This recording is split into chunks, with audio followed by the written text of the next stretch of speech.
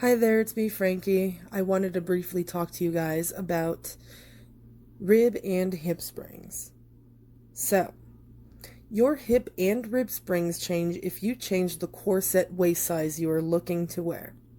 Always subtract your desired corset waist size from your own natural underbust as well as hip measurements in order to determine your potential springs in that size.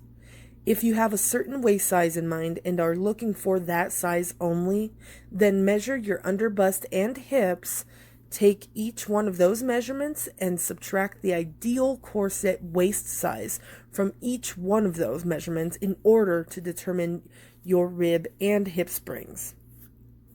Once you know your springs, simply look through the styles and consider only the ones that match your own springs. Example using my own underbust, desired corset waist size, and hip measurements. So my underbust measurement is 43 inches. If I subtract 32 inches, which is the desired corset waist size, from 43, that leaves me 11. That is an 11-inch rib spring in a size 32-inch waist. Now, if I take my high hip measurement and subtract 32 inches from that measurement, then that leaves me with a 14-inch hip spring because my high hip measures 46, and I did just subtract 32 from that.